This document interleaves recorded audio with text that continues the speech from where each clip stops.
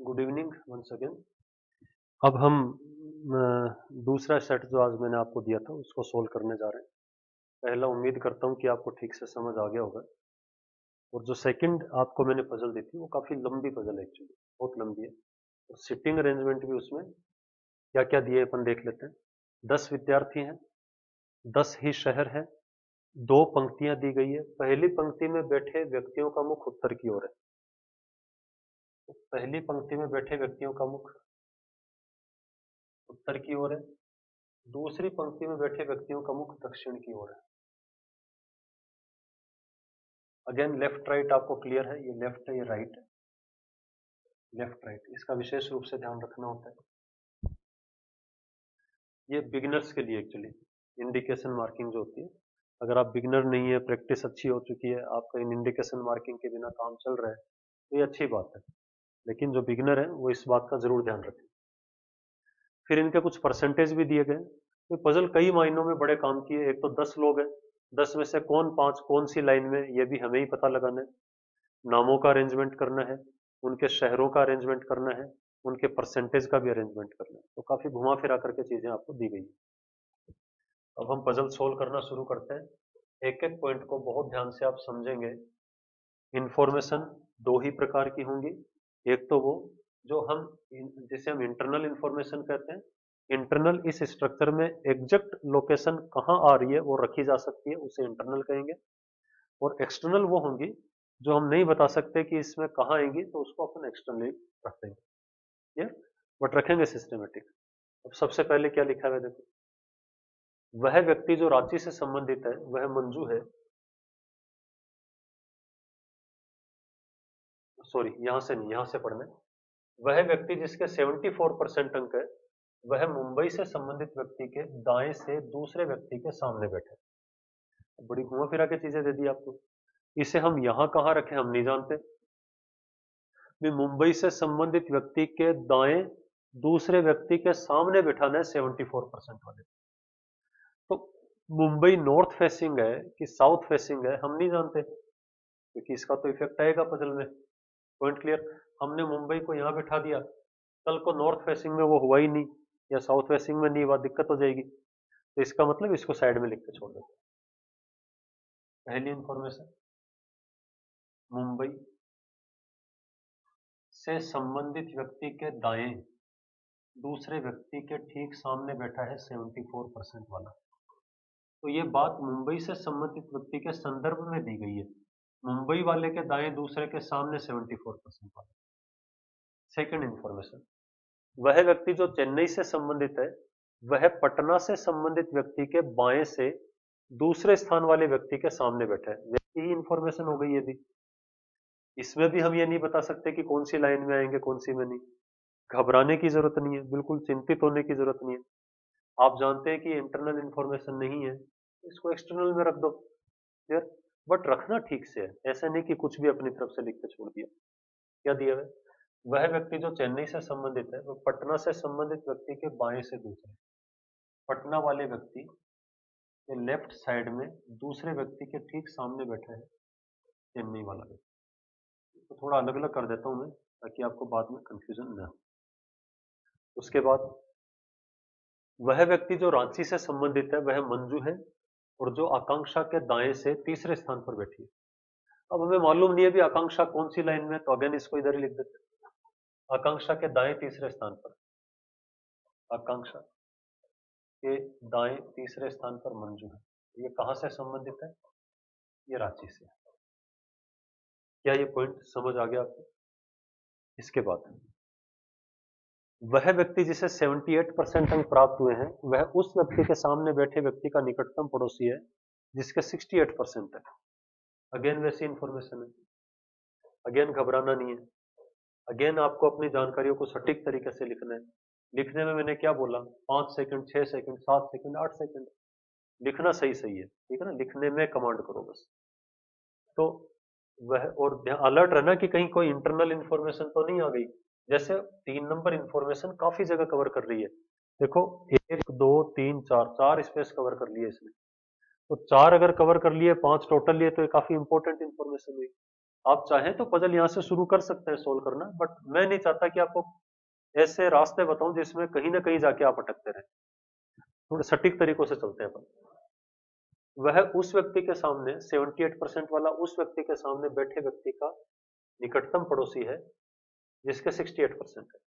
यानी 68% वाले के सामने बैठे व्यक्ति का निकटतम पड़ोसी 78% वाला है। ये कंडीशन है। मतलब 68% के सामने जो भी बैठा है उसका नेबर, ये नेबर का साइन है 78% वाला है। इसके बाद क्या लिखा है? मंजू जिसे 78% अंक प्राप्त नहीं हुए हैं और राज के मध्य केवल एक व्यक्ति बैठा है। देखो मैंने क्या बोला, इंफॉर्मेशन को क्लब करना सीखो। ऐसा नहीं कि सारी इंफॉर्मेशन को सीरियल वाइज लिखते चले जाओ, ये काम भी नहीं करना है। अब ये मंजू है, मंजू ऑलरेडी यहाँ चर्चा हो चुकी है मंजू की। मंजू, और ये कह रहे हैं कि मंजू को 78% तो मिले नहीं है, तो हम यहाँ मना कर देते हैं, मंजू के 78% नहीं है। और ये कह रहे हैं मंजू और राज के मध्य एक व्यक्ति है। देखो थोड़ा दिमाग लगाओ, 4 लोग तो ये हो चुके हैं, एक छोड़कर मैं राज को बिठाता हूं तो 6 लोग एक लाइन में हो जाएंगे, जो कि अलाउड नहीं है, क्योंकि 10 लोग आमने सामने बैठने का मतलब 5 एक लाइन में, 5 एक लाइन। तो मंजू से एक छोड़कर राज मुझे इसी तरफ बिठाना होगा। ये रांची है और ये राज है, तो थोड़ा ध्यान रखना, जगह समझ जाना आप लोग। ये राज इस लोकेशन पे है और ये जगह खाली है। तो आई थिंक यहां तक का कॉन्सेप्ट आपको क्लियर हो रहा होगा। इसके बाद देखते हैं कि क्या इंफॉर्मेशन हमें दी गई है। राज के मध्य एक दीप्ति का मुख दक्षिण की ओर है और वह दिल्ली से संबंधित व्यक्ति के दाएं दूसरे स्थान पर बैठी है। बड़ी इंपॉर्टेंट। और आगे लिखा है आकांक्षा दूसरी पंक्ति के बाएं छोर पर बैठी है। और आकांक्षा की चर्चा तो ऑलरेडी हो गई है यहाँ पे। तो देखो ये एक बहुत ही इंपॉर्टेंट इंफॉर्मेशन आपको दी जा चुकी है, मोस्ट इंपॉर्टेंट इंफॉर्मेशन। कैसे? मैं थोड़ा सा यहाँ इसको यहां से लेके यहां तक ये एक स्टेटमेंट आपको दिया है कि दीप्ति का मुख दक्षिण की ओर है। दक्षिण की ओर होने का अर्थ है कि दीप्ति ऊपर वाली लाइन में, ठीक है, लाइन नंबर 2 में है, और वो दिल्ली से संबंधित व्यक्ति के दाएं दूसरे स्थान पर है, और आकांक्षा भी दूसरी पंक्ति के बाएं छोर पर बैठी है। तो इसमें हमें क्या करना चाहिए? आकांक्षा की लोकेशन एग्जैक्ट बता दी गई है कि दूसरी पंक्ति के बाएं छोर पर है, ये आकांक्षा है। क्लियर? और फिर ये बोला, अब आकांक्षा की चर्चा यहाँ पर है, दीप्ति और दिल्ली का जो कॉम्बिनेशन है इसका सॉल्यूशन अपन करते हैं, क्योंकि आकांक्षा से जुड़ी हुई इंफॉर्मेशन हमारे पास ऑलरेडी है, उसको थोड़ा सा मैनेज कर लेते हैं। देखो आकांक्षा के दाईं तरफ राज है। अब आप इंडिकेशन मार्किंग हमें भटकने नहीं देंगे, हम जानते हैं आकांक्षा का दायां हिस्सा इस तरफ होगा, तो ये राज है। फिर राज से एक छोड़ करके मंजू है, एक छोड़कर मंजू है। अच्छा मंजू कहां से संबंधित है? रांची से। इसके 78% नहीं है, ये बात ध्यान रखनी है। यानी ये वाला हिस्सा, ये इंफॉर्मेशन तो मैंने यूज कर ली, बट इसका ये वाला हिस्सा अभी तक मैंने यूज नहीं किया है कि मंजू रांची के 78% नहीं है। अब ये कह रहे हैं जी दीप्ति का मुख दक्षिण की ओर है और दिल्ली से संबंधित व्यक्ति के दाएं दूसरे स्थान पर है। तो देखते हैं कि इसको यहां मैनेज कर सकते हैं कि नहीं। दीप्ति का मुख दक्षिण की ओर और दिल्ली से दाएं दूसरे स्थान पर। अगर मैं दीप्ति को यहां लिखता हूं तो दिल्ली को मुझे यहां लिखना पड़ेगा, जो कि संभव है। तो दिल्ली और दीप्ति का कॉम्बिनेशन यहां भी आ सकता है। तो चूंकि 2 सिचुएशन है तो अपन यहां माथापच्ची अभी नहीं करेंगे, इसको साइड में लिख के छोड़ देते हैं।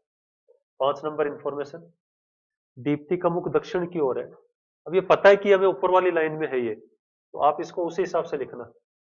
दीप्ति का मुख दक्षिण की ओर है और दिल्ली वाले के दाएं, दोनों ही दक्षिण की ओर फेस है, और दिल्ली के दाएं दूसरे स्थान पर दीप्ति। अब मैंने दाएं इधर लिखा है, ध्यान रखना। क्यों? क्योंकि ये स्पष्ट हो गया है कि दोनों का फेस दक्षिण की तरफ है, तो इसके लिए कोई कंफ्यूजन नहीं है। ये जो कॉम्बिनेशन है ये पंक्ति नंबर 2 में आएगा, ठीक है ना। तो ये आप अपनी सुविधा अनुसार कैसे भी लिख सकते हैं। इसको चाहे तो पंक्ति नंबर 2 में ऊपर लिख के छोड़ सकते हैं, इधर लिख के छोड़ दो, एक ही बात। आई थिंक यहां तक का पॉइंट आपको समझ आ गया होगा। इसके बाद हमें क्या करना है वो ध्यान दें।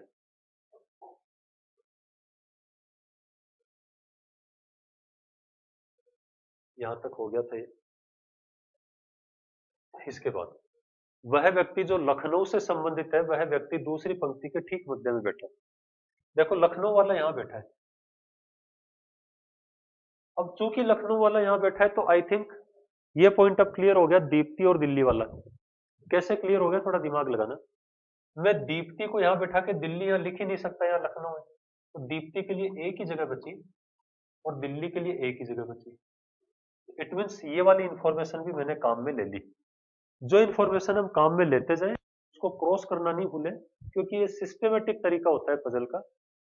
अगर आप क्रॉस नहीं करेंगे तो जब पजल सोल्व करने पे दिमाग लगाएंगे ना एट द एंड, तो वापस बार बार इन्हीं को पढ़ते रहेंगे बैठे बैठे, तो वो भी एक टाइम वेस्टिंग प्रोसेस है।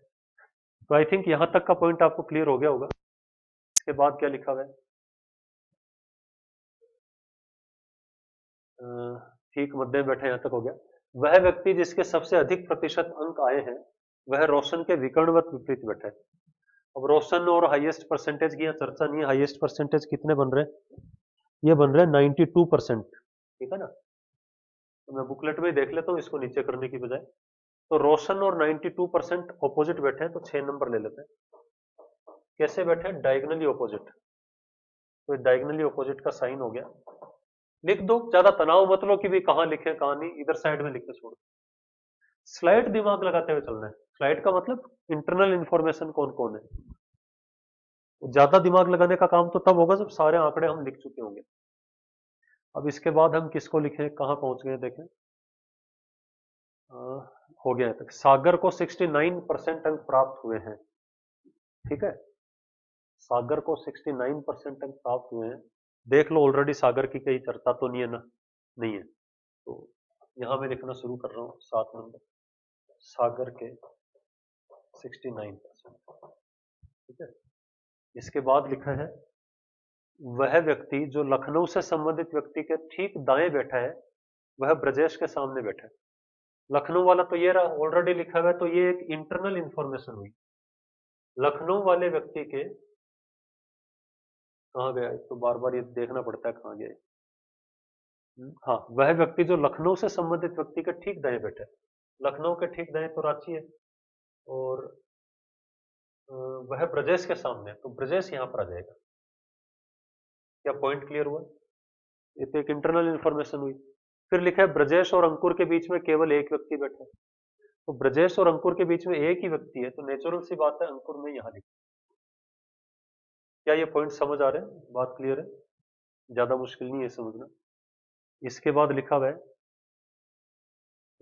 आकांक्षा उस व्यक्ति के सामने बैठी है जो कोलकाता से संबंधित है। हम जानते हैं कि आकांक्षा को हमने ऑलरेडी ऊपर लिख दिया, तो कोलकाता वाले के सामने, तो कोलकाता में यहाँ लिख देता हूँ।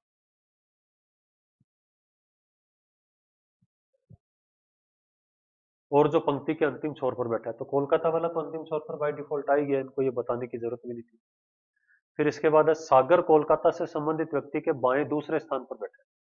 देखो कोलकाता, अब ये कनेक्टिंग डेटाबेस हो गई कि नहीं पजल? तो जैसे ही पजल कनेक्टिंग डेटाबेस होने लग जाती है ना, वो आसान पजल में कन्वर्ट हो जाती है। कैसे कर पाए हम इसको आसान? क्योंकि डेटा हम टाइम पर समझ पाए कि कौन सा आंकड़ा हमें अंदर लिख देना चाहिए और कौन सा बाहर लिख देना चाहिए। प्रैक्टिस से धीरे धीरे इंप्रूवमेंट हो जाएगा। सागर कोलकाता से संबंधित व्यक्ति के बाएं दूसरे, कोलकाता ये रहा, तो सागर यहाँ है। अच्छा, सिस्टमेटिक लिखा करो। मैं क्या कर रहा हूँ, व्यक्तियों के नाम ऊपर और स्थान के नाम नीचे, पूरा इस प्रॉपर इस बात का ध्यान में रखते हुए लिख रहा हूँ। सागर कोलकाता से संबंधित बाएं दूसरे आ गया। वह व्यक्ति जो गरिमा के दाएं तीसरे स्थान पर बैठा है उसे 89% अंक प्राप्त हुए। गरिमा के दाएं तीसरे स्थान पर, इस लाइन में तो ये हो नहीं सकते, गरिमा के दाएं इधर जाएगा, तो गरिमा आ कहां सकती है? नीचे वाली लाइन में। यहां आ नहीं सकती, दाएं तीसरी जगह नहीं है। गरिमा यहां आ सकती है और यहां आ सकती है। एक मिनट, गरिमा अगर यहाँ हो तो 1 2 3, गरिमा यहाँ हो तो 1 2 3, तो गरिमा के दाएं तीसरे स्थान पर 89% है, तो इसको हम फिलहाल यहाँ लिखने की स्थिति में नहीं है, छोड़ देते हैं इसको एक बार। 8 नंबर सिचुएशन ले लेते हैं। गरिमा के दाएं तीसरे, गरिमा के संदर्भ में दाएं तीसरे स्थान पर कौन बैठा है? 89%। आई थिंक यहाँ तक पॉइंट क्लियर हो गया आपको। फिर ये कह रहे हैं कि सागर के निकटतम पड़ोसी को 80% अंक प्राप्त हुए हैं। ठीक, सागर के निकटतम पड़ोसी को 80% अंक प्राप्त हुए हैं। दीप्ति दिल्ली, ये सब चीजें मैंने लिख तो लिया ना सही ढंग से। रोशन 92%, ये भी कर लिया है। रोशन रोशन रोशन यहाँ नहीं आएगा, तो यहाँ नहीं आएगा, चलो इसको साइड में लिख के छोड़ देते हैं। सागर के निकटतम पड़ोसी को 80% अंक प्राप्त हुए और गरिमा कानपुर से संबंधित नहीं है। यही लिख देता हूँ, जो गरिमा है वो कानपुर से संबंधित नहीं है। और सागर के निकटतम पड़ोसी को, ये रहा सागर 69% है ना, सागर के निकटतम पड़ोसी को 80% अंक, यही लिख देते हैं। ये रहा सागर, ये रहा 80% वाला, और ये दोनों आपस में निकटतम पड़ोसी हैं, साइन लगा के छोड़ देते हैं। तो यानी सागर के पड़ोस में 80% वाला आ जाएगा, सागर के खुद के 69% है, थोड़ा सा मैंने लिखा नहीं है, इसको लिख देता हूँ। सागर के 69% है, इसको यहाँ मेंशन कर देता हूँ। अगर एक आधी इंफॉर्मेशन भी लिखना छूट जाए ना, तो वो थोड़ा सा तकलीफदायक हो जाता है पजल में। पढ़ाते वक्त कई बार क्या होता है कि मेरा ध्यान चूंकि पढ़ाने में होता है, तो ये चीजें छूट जाती है, तो मेरे लिए तो और ज्यादा मुश्किल हो जाता है। अब इसमें आगे क्या लिखे हम?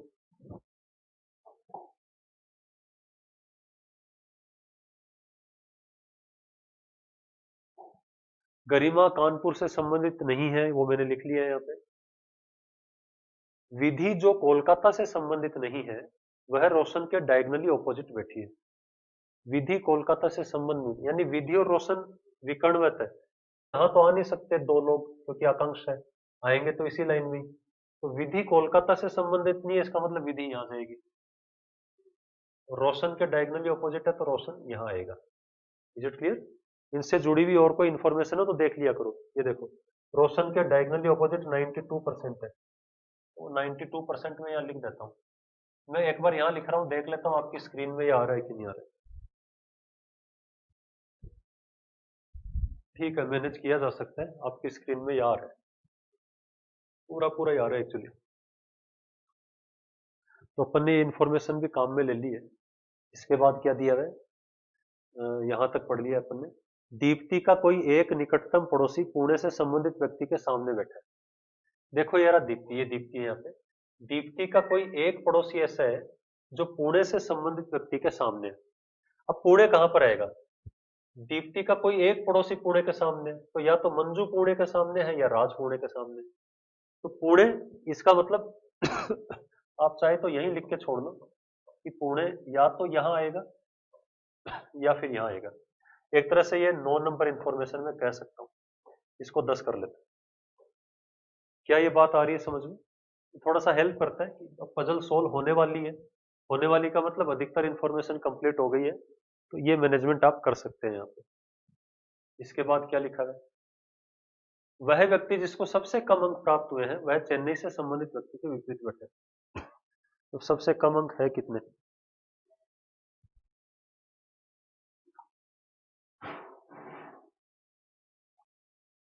65% है।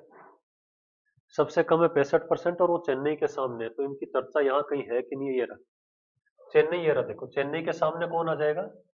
65% वाला। तो ये छोटी छोटी चीजें होती है पजल में, हम क्या करते हैं, इसके लिए एक अलग लैंग्वेज लिख देते हैं।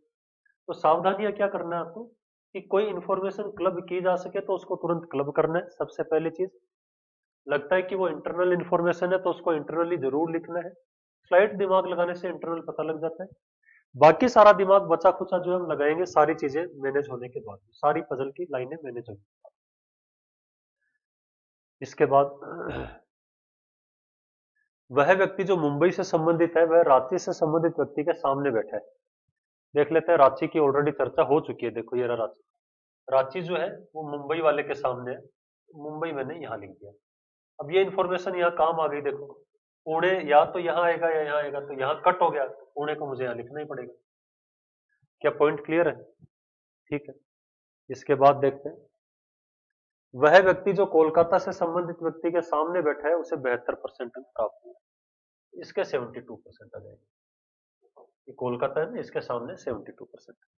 तो ये मैंने सारी की सारी इंफॉर्मेशन पढ़ ली है। अब अपन यहाँ से दिमाग लगाने का काम शुरू करेंगे।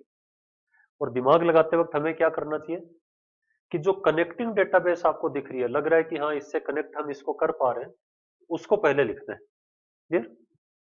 आई थिंक इसके सारे लोग कंप्लीट हो गए, तो मैं समझ सकता हूं कि अब गरिमा और 89% को कहां जगह मिलेगी। ठीक है ना? गरिमा कानपुर से संबंधित नहीं है, ये आपको दिया गया है। और सागर 69% के पड़ोस में 80% वाला है, ये भी दिया हुआ है। पहले गरिमा के दाएं तीसरे 89% कहीं मैनेज हो रहा है क्या, वो देखते हैं। ये गरिमा इसके दाएं तीसरे, 1 2 3, यहाँ 89 आएगा। गरिमा यहाँ आ नहीं सकती देखो अब, ठीक है ना, गरिमा के लिए जगह ही नहीं बची, ये गरिमा के लिए जगह है नहीं, तो गरिमा के लिए ये जगह ही हुई और कोई जगह बच ही नहीं रही है, तो गरिमा यहाँ 1 2 3 89% यहाँ। तो ये इंफॉर्मेशन मेरी पूरी की पूरी मैंने काम में ले ली, सॉरी ये वाली नहीं, नीचे वाली। और आई थिंक लगे हाथ अब ये भी काम आ जाएगी कि सागर 69% है जिसके पड़ोस में 80% है, पड़ोस में इधर तो जगह बची नहीं, इधर बची है 80% में, यहाँ लिख देता हूँ, तो ये भी काम आ गई। तो यानी पजल के इस पूरे सेक्शन में मुझे इन 3 आंकड़ों को और इन 3 आंकड़ों को 1 2 और 3 इनको तो देखना ही नहीं है, ठीक है। ज्यादा से ज्यादा ये मेरे काम का है, मंजू रांची 78% नहीं है। क्या पॉइंट आ गया समझ में? यहां से और दिमाग लगाते हैं अपन, और क्या चीजें मैनेज की जा सकती है। देखो मुंबई यहाँ आ चुका है और मुंबई की यह चर्चा यहाँ हो रही है, तो आसान हो रही है कि नहीं, पजल कनेक्ट करते जा रहे हैं हम चीजों को। तो मुंबई ये है, मुंबई के दाएं, इसके संदर्भ में दाएं दूसरे स्थान के सामने 74 है, मुंबई ये रहा, 1 और 2 छोड़ के सामने 74। क्या कंसेप्ट क्लियर हो रहा है, बात आ रही है समझ में? Very good. आगे देखो क्या दिया हुआ है, तो ये इंफॉर्मेशन भी हमने यूज कर ली।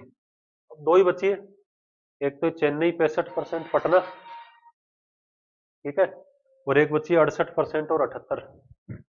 तो अब इसको कैसे मैनेज करेंगे वो देखते हैं, इस पर थोड़ा सा दिमाग लगाते हैं। ये कह रहे हैं कि जिसके 68% मार्क्स है उसके सामने बैठे व्यक्ति का पड़ोसी 78% वाला है, यही मतलब हुआ ना। तो अपन देखते हैं कौन कौन सी जगह खाली है 68% के लिए। एक तो ये खाली है, 68% के सामने बैठे व्यक्ति का पड़ोसी 78, इसमें तो मैनेज नहीं हो रहा, यहां ले लेते हैं। अगर मैं 68 यहां मानता हूं तो इसके सामने बैठे व्यक्ति के 78, और 78 के लिए एक बात और बताई गई है कि 78 जो है वो मंजू नहीं है। क्लियर? तो इंफॉर्मेशन को क्लब करने का ही बड़ा फायदा होता है, ये मैंने यहां लिख रखा है देखो। अगर मैं 68 को यहां लेता हूं तो उसके सामने बैठे का पड़ोसी 78 यही आएगा जो कि मंजू है ऑलरेडी, तो यानी 68 इस लाइन में तो नहीं है। अब अगर मैं 68 यहां लेता हूं तो उसके सामने बैठे के पड़ोस में 78 बन ही नहीं रहा, तो 68 के लिए एक ही जगह बची, मुझे 68 यहां लेना पड़ेगा, इसके सामने बैठे के पड़ोस में एक ही जगह बची, इसके 78% है। तो आई थिंक ये वाला पॉइंट भी अब हमारा क्लियर है। तो आई थिंक सारी बातें क्लियर हो गई, और ये वाला पॉइंट भी मैंने क्लियर कर लिया ना, मंजू के 78% नहीं है, तो ये भी क्लियर हो गया, मंजू ये है और 78% ये। तो कटिंग्स का फायदा अब आपको समझ आ रहा होगा कि जब टफ पजल्स हमारे सामने होती है तो हम उसे सोल्व कैसे करें। मैं जीरो लेवल पर बैठे व्यक्ति के हिसाब से सारी चीजें समझा रहा हूँ, ठीक है ना। जिसकी बहुत प्रैक्टिस हो चुकी है, 1-2 साल हो चुके हैं उसको प्रैक्टिस करते हुए, उसकी बात अलग है, तो छोटी छोटी चीजों को ऐसे लोग अवॉइड कर सकते हैं। अब इसमें और क्या दिया हो, एक बचा हुआ है उसको और देख लेते हैं कि पटना के लेफ्ट साइड में 65% आएगा दूसरे स्थान पर, फिर सामने चेन्नई आएगा। तो पटना अगर मैं ये लेता हूँ, एक ही जगह है ना इस लाइन में, तो इधर लेफ्ट में जगह ही नहीं है, तो ये तो ब्लॉक हो गया। अब 2 ही स्थान है, यहां में पटना ले नहीं सकता क्योंकि लेफ्ट में जगह नहीं है, तो पटना मुझे हर हाल में यही लेना पड़ेगा और कोई जगह ही नहीं है। पटना के लेफ्ट साइड में दूसरे नंबर पर 65% आएगा और उसके ठीक सामने चेन्नई आएगा, ठीक है। ये सागर है, नीचे थोड़ा सा इसमें मैंने गलती एक कर दी है कि ये नाम व्यक्ति का नीचे लिख दिया है मैंने, ठीक है ना, ये सागर यहां लिख देता हूँ। क्लियर? इसीलिए वो गरिमा की जो लोकेशन है वो एडजस्ट करने में मुझे दिक्कत आ रही थी, बट आप समझ गए होंगे कुल मिला के, छोटी मोटी मिस्टेक लिखने में हो जाती है। अगर ये मिस्टेक मुझसे नहीं होती हुई होती लिखने में, भाई ऊपर नीचे ही तो लिखा है थोड़ा सा, तो ये पजल अब तक तो सोल्व भी हो चुकी होती। ये छोटी छोटी चीजें जिनसे हमें सीखना होता है, ये वैसे मिस्टेक नहीं है, बस सागर को ऊपर लिखना था, मैंने नीचे लिख दिया। तो क्या इंफॉर्मेशन चल रही थी, पटना से एक छोड़ करके 65% और उसके सामने चेन्नई, तो चेन्नई मैंने यहाँ लिख दिया। हो गया सोल्व। अब एक ही चीज बची है, ये गरिमा कानपुर से संबंधित नहीं है, तो गरिमा चूंकि कानपुर से संबंधित नहीं है तो कानपुर यहां आ जाएगा, और एक स्थान बच गया, परसेंटेज भी सारे हो गए, एक परसेंटेज बचा, एक स्थान बचा, वो देखने पड़ेंगे पजल में कौन कौन से। स्थान कौन सा बच गया देख लेते हैं। ये दिया जी मुंबई, रांची, पटना, गोवा, गोवा बच गया, यहाँ गोवा आ जाएगा,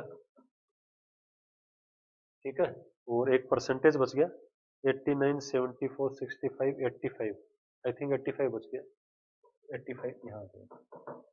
ये पजल आपकी सोल्व हो गई है। एक मिनट में टाइम देखता हूँ कितना हो गया। देखो 22 मिनट अभी हुए हैं प्लीज मुझे समझाते हुए, 23 मिनट ही हो गए ऑलमोस्ट। तो ये पूरी पजल मुझे समझाने में 22-23 मिनट लगे। आप कल्पना कीजिए, मैं आपसे बातें भी कर रहा हूँ, एक एक चीज को यहाँ लिख भी रहा हूँ, समझा रहा हूँ, एक्सप्लेन कर रहा हूँ। जब 22-23 मिनट में समझाई जा सकती है तो उसके 1/3 टाइम में सोल्व तो बहुत ही आराम से की जा सकती है। मुझे आपसे बातचीत नहीं करनी पड़े तो मैं तो फटाफट आंकड़े लिखता जाऊंगा, जो जहां मैंने जो है करता जाऊंगा और सोल्व कर लूंगा। तो इसमें आंकड़े हुए कितने, कुल मिलाकर 10 इंफॉर्मेशन, 10 भी नहीं 9 ही है। तो 9 इंफॉर्मेशन को अगर आप लिखते हैं, अगर 10 सेकंड का भी एवरेज टाइम मान लूं, क्योंकि इसमें थोड़ा सा कुछ एक इंफॉर्मेशन में सोचना ज्यादा पड़ता है, तो 10 सेकंड में नहीं, मैं तो चलो 15 सेकंड ले लिए एक एक इंफॉर्मेशन के, तो 15 में 135 सेकंड तो वो हो गए, 2 मिनट और 15 सेकंड। फिर कुछ इंटरनल इंफॉर्मेशन है, ठीक है ना। तो अगर आप बहुत अच्छा अभ्यास कर लें तो ये 6-7 मिनट, 5 मिनट, 6-7 मिनट की एक पजल है। 5 मिनट चलो नहीं मानता मैं, आपकी प्रैक्टिस अभी उस लेवल पे नहीं है, बट ये 6-7 मिनट तो हाईएस्ट लगने चाहिए इस पजल में। Is it clear? बट अधिकांश विद्यार्थियों को 10 मिनट, 12 मिनट, अधिकांश नहीं, 10-12 मिनट वाले तो थोड़े ही है, 2-4 ही है, लेकिन अधिकांश को तो लगा है 15-20 मिनट, आधा घंटा, 1 घंटा। और कईयों के मैसेज आए जी आपने जो टाइम दिया था उसमें पूरी माथापच्ची कर ली, बट हमसे तो ये पजल सोल्व नहीं, यानी 2-2 घंटे, 3-3 घंटे, 5-5 घंटों तक पजल सोल्व नहीं हुई, 9 से 2 बजे तक के टाइम। तो अब आपको ये समझ आ गया होगा कि हमें पजल्स पर कैसे दिमाग लगाना चाहिए। तो ये पूरा प्रोसेस है। ऐसा नहीं है कि मुझसे समझने के बाद आप मास्टरी कर लेने वाले हैं आज ही की डेट में। इवन आप आज भी यही पजल अगर दोबारा लेके बैठोगे क्लास के जस्ट आफ्टर, तो भी आप गलतियां करोगे। क्यों? क्योंकि आपको लिखने में कहीं ना कहीं मिस्टेक कर दोगे, इंटरनल इंफॉर्मेशन की टाइम पर पहचान नहीं कर पाओगे। वो चीजें अभ्यास से आएगी। मैंने क्या बोला आपको, दिशा सही होगी तो अभ्यास अपने आप जल्दी रिजल्ट देगा। अगर आप दिशाहीन अभ्यास करेंगे तो रिजल्ट नहीं आएगा, कभी नहीं आएगा, सुधार भी नहीं होगा और उससे निराशा पैदा होती चली जाएगी। ठीक है ना। भले ही आप 2 साल कड़ी मेहनत कर ले, बट दिशाहीन है तो वो मेहनत आपको क्या करवा रही है, वो मेहनत आपको निराशा पैदा कर रही है। क्योंकि जब समय बीतता है और परिणाम नहीं मिलता, इसका अर्थ क्या होता है, निराशा। क्यों हो रही है निराशा? क्योंकि दिशाहीन है, प्रयास दिशाहीन है। मैं दिशा देने का काम कर रहा हूँ, डायरेक्शन देने का काम कर रहा हूँ, ठीक है ना। डायरेक्शन सही लीजिए और उस दिशा में एफर्ट कीजिए, पजल्स में सुधार होगा। ठीक है, थैंक यू सो मच। इस पजल को भी देख लो आप लोग, फिर एक 28 नंबर पजल और जो थी वो भी अपन देखें। Thank you so much.